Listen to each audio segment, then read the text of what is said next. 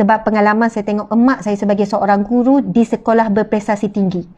Mak saya jadi guru fizik di sekolah Sultan Mahmud, di sekolah sains Terengganu, Sester. Sekolah tu sekolah berprestasi tinggi. Yang kejar ranking. Kejar target.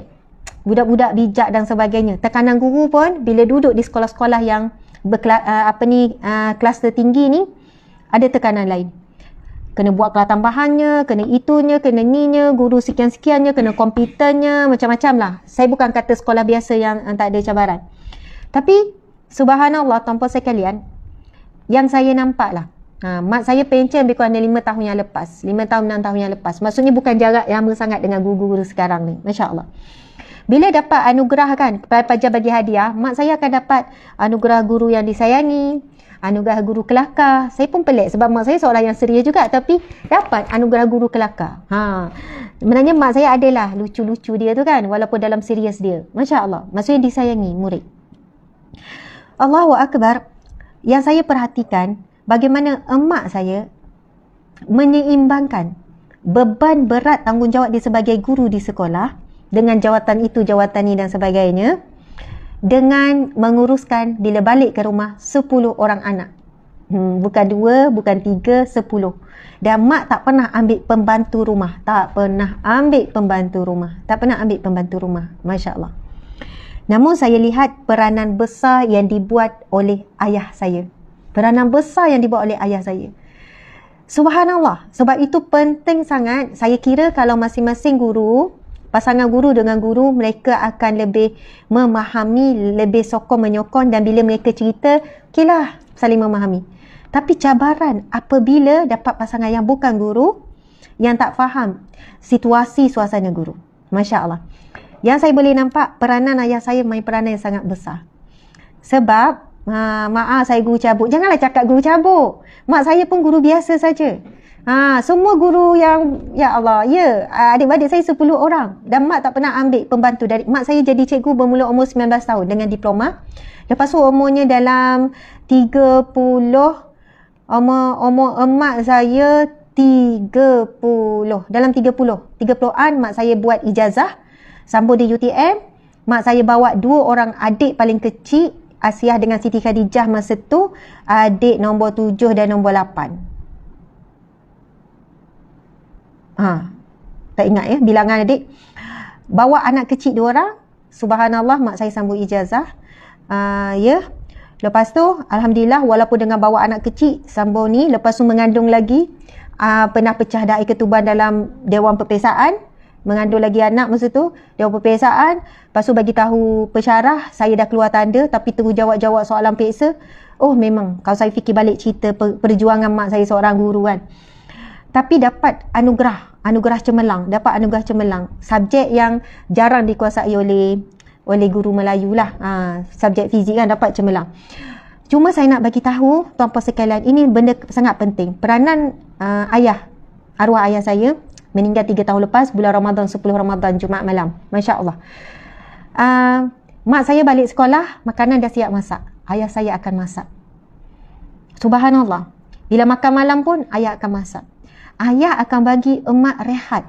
Bila emak sampai, ayah tahu emak penat di sekolah. Kadang mak balik pukul 6 petang, kadang balik 5 petang. Semua dah siap. Dan kami anak-anak, muslimin-muslimat, sahabat-sahabat, memang kena tunggu mak. Kan balik sekolah pukul 1, balik sekolah rendahan. Pukul 1 dah balik dulu kan, pukul 2 dah balik kan. Kami tak, walaupun ayah dah siap dah masak lauk, masak nasi semua, kami tak akan makan. Sebab ayah kata, macam mana pun tunggu mak balik. Kalau mak balik pukul 6 lah baru makan tengah hari, makan nasi. Betapa pentingnya mak dan ayah ni jaga waktu makan mesti bersama, by hook by crook. Lapar tak? Lapar. Ayah kata makanlah biskut ke, roti ke, makanlah apa-apa sementara tunggu mak balik. Sebab saya kira emosi ibu ni kan, bila balik, kalau contoh mak balik pukul 3, ayah bagi mak rehat dulu. Ayah bagi mak rehat, masuk bilik. Sebab apa yang saya tengok? Sebab mak tak berhenti bersalin, mengandung bersalin. Bila mak balik, pergi ambil adik dekat rumah pengasuh, belakang rumah, mak akan duduk dalam bilik, bagi susu, mak akan baring, mak akan tertidur.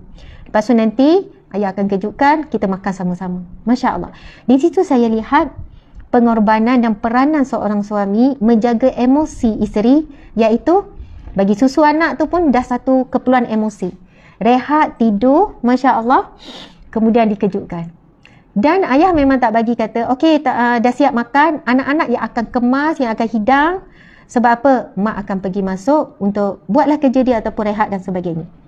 Bila sampai waktu maghrib, antara yang mak dan ayah tak miss adalah mengajar anak-anak Al-Quran. Dan saya kira walaupun masa emak dalam mendidik anak-anak ni tak lama, tetapi kerana ada waktu yang paling berkualiti. Subhanallah, paling berkualiti. Walaupun masa tak banyak, sebab saya ingat lepas isyak apa mak dah penat, mak dah tidur awal. Bangun pagi besok kena bangun awal-awal. Anak 10 orang, urus basuh kain, itu, ini, macam-macam tengok. Ya Allah, saya faham bagaimana keadaan mak. Dan bagaimana pengorbanan ayah. Maka walaupun ayah yang jaga, kalau sarapan pun subhanallah mak akan pergi sekolah awal lagi. Mak dah pergi awal sebab sekolah kan. Jadi ayah yang uruskan semua anak-anak untuk sekolah, makan, minum dan sebagainya. Masya Allah, Allahu Akbar. Jadi muslimin-muslimat, saya katakan waktu maghrib saja wajib baca Al-Quran, dan kami 10 orang adik-beradik khatam Al-Quran dengan emak, dengan ayah 30 juzuk. Tak pernah kami dihantar kepada mana-mana guru. Tak pernah kami dihantar kepada mana-mana ustaz atau ustazah luar. Mak saya bukan ustazah, mak saya guru fizik. Tapi dia belajar untuk mengajar anak Al-Quran. Dan saya ingat, dan bila ditanya, itu ada temuan mamak kan, saya kata, Masya Allah, apakah rahsia? Rahsia pendidikan. Ada saya live dengan mak saya kan, rahsia kejayaan mak didik anak-anak apa semua. Masya Allah, semuanya berjaya, semuanya lepasan universiti dan sebagainya. Masya Allah. Dia kata, dia senyap, lepas tu dia kata, pastikan Al-Quran mesti ibu bapa sendiri yang ajar.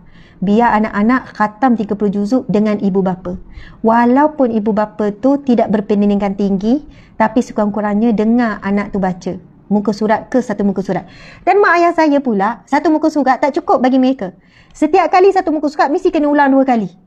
Ya Allah, gigih lah mak. Gigih sungguh mak. Bukan ngajar seorang dua. 5-6 orang anak nak habis ni. Seorang. Padahal dia dah penat, ngantuk-ngantuk tu. Penat mengajar apa semua.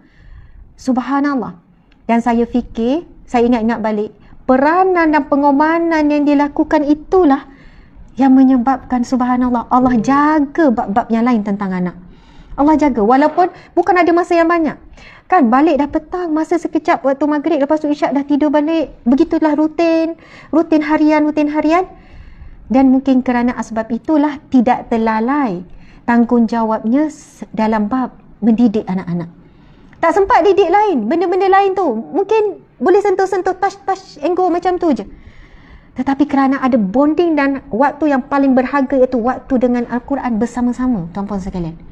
Sebab itu kepada ibu ayah, sesibuk apapun anda, kena ada waktu kita dengan anak-anak yang namanya the golden time. The most golden time, kita kata, kalau kita kata golden time kita tu pergi berjalan, pergi makan sama-sama, tengok TV sama-sama. Tetapi bila kita bina bonding ketika kita sama-sama baca Al-Quran, dan bina bonding solat berjemaah, lepas tu zikir sama-sama, itu bonding yang paling kuat, ikatan yang paling kukuh. InsyaAllah bila bonding begini yang dibentuk, datanglah ujian apa pun, ujian itu, ujian ini, hubungan dengan ibu, dengan ayah, ataupun penjagaan dan hikmah yang Allah berikan dalam kehidupan anak-anak tu, subhanallah, Allahu Akbar, akan jadi kuat. Muslimin-muslimat dimati Allah sekalian. Jadi ramai hari ni orang yang bekerja bukan guru saja yang tak ada masa banyak dengan anak. Saya selalu kata tak apa, saya faham tak ada masa, saya pun sama. Tak banyak masa, balik lewat apa ni dan sebagainya. Tapi kalau sempat dengar 5 ayat Al-Quran anak baca, Alhamdulillah. Sibuk balik dah penat. Okey, Umi nak dengar sikit, sambung sikit bacaan semalam. Walaupun memang Umi penat tapi nak dengar sikit. 5 ayat pun jadilah. Okey, dengar. Okey, sadaqallahul-azim. Esok kita sambung balik. Masya Allah, Allahu Akbar tuan-puan sekalian. Cuba istiqamah.